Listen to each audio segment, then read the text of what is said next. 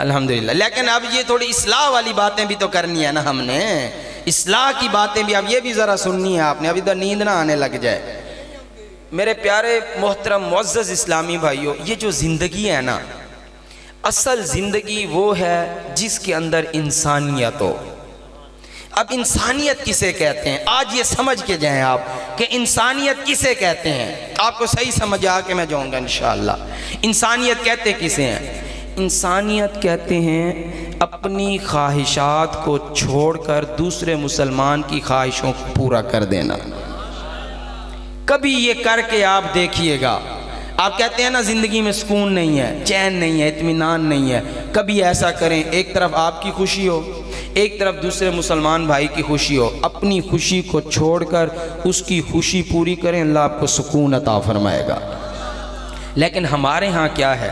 ہمارے ہاں خوشیاں چھیننے میں لگے ہوئے ہیں، قتل و غارت، خون، بھائی بھائی کے خون کا پیاسا ہو گیا۔ مسلمانوں کیا ہو گیا ہمیں؟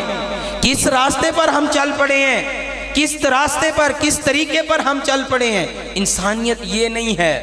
ایک شاعر کا بڑا درد بھرا ایک شعر میں آپ کو سناتا ہوں۔ وہ کہتا ہے اپنے درد کے ساتھ ساتھ دوسروں کا درد بھی محسوس کرو، اپنے درد کے ساتھ ساتھ دوسروں کا درد بھی محسوس کرو، کیونکہ اپنا درد تو جانور بھی محسوس کرتے ہیں۔ ہے درد کے نہیں یار؟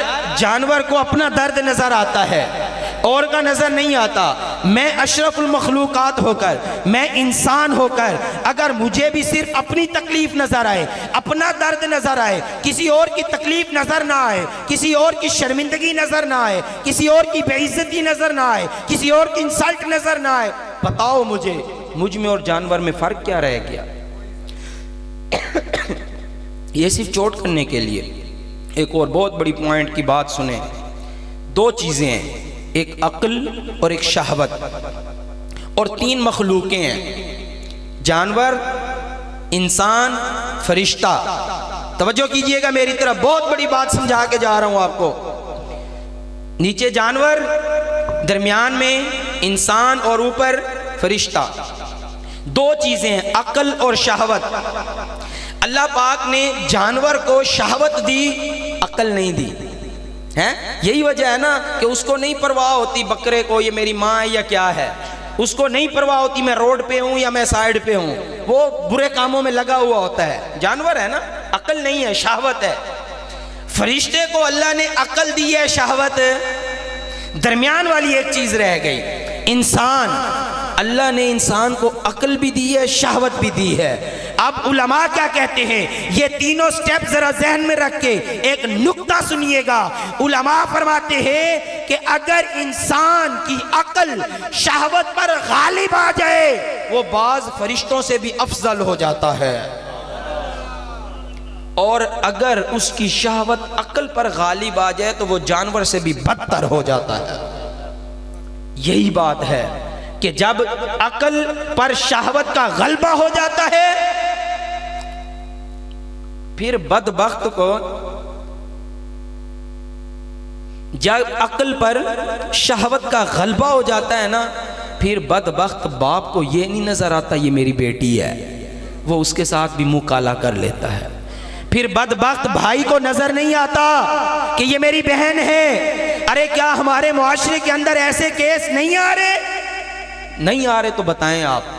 بدکاریاں، زنا اس قدر بڑھ گئے، شہوت عقل پر اس قدر غالب آ گئی کہ محرمات کے ساتھ بھی بندہ معاذ اللہ بدکاری میں لگ گیا ہے۔ میرا ایک دوست تھا، میں اوریجنل مسئلہ بتا رہا ہوں، کوئی اخباری نیوز نہیں بتا رہا۔ ان کی اچانک شادی ہو گئی۔ میں نے کہا یار آپ نے بتایا ہی نہیں آپ کی شادی ہو گئی۔ کہتا ہے ایک مسئلہ تھا۔ میں نے کہا کیا؟ کہتا ہے جہاں میری شادی ہونی تھی نا، اس کا جو باپ تھا نا، وہ اس کو چھیڑتا تھا۔ باپ اپنی بیٹی کو، اللہ اکبر، بندہ کتنا بے غیرت ہوگا یار وہ، کہ جو بندہ سوچے، بندے کو سوچتے ہوئے کراہت آ جاتی ہے۔ بیٹی کا رشتہ کتنا پاکیزہ ہے، بندہ جتنا پریشان ہو، جتنی ٹینشن ہو، اپنی بیٹی کو بندہ سینے سے لگائے، بندے کو سکون آ جاتا ہے۔ میری بھی الحمدللہ 3 بیٹیاں ہیں، الحمدللہ۔ بیٹی کا مقام کیسا ہے یار، کتنا ایک مقام و مرتبہ ہے. کہتا ہے کہ وہ اس کو تنگ کرتا تھا تو مجبوری کے اندر ہمیں اچانک شادی کرنی پڑ گئی.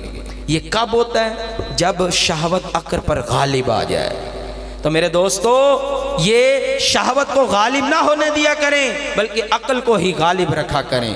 تو انسانیت بندے کے اندر کب آتی ہے؟ جب بندے کی عقل غالب رہے شہوت پر. ایک اور بات سنیں پھر. ایک شخص تھا نا، اس سے ہو گیا کوئی گناہ، بدکاری ہو گئی، زنا ہو گیا. سنیں ذرا دل کے کانوں سے. محلے والوں نے، گاؤں والوں نے، سب نے پتھر اٹھایا، اس کو درمیان میں بٹھایا اور پتھر مارنے لگ گئے.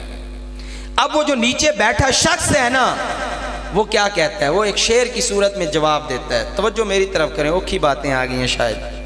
توجہ میری طرف، میں آپ کو انسانیت سمجھا رہا ہوں. وہ نیچے بیٹھا ہوا شخص شعر کہتا ہے میرے عیبوں کی وجہ سے مجھے پتھروں سے سنگسار کر دو. سنگسار کہتے ہیں مار مار کے مار دو.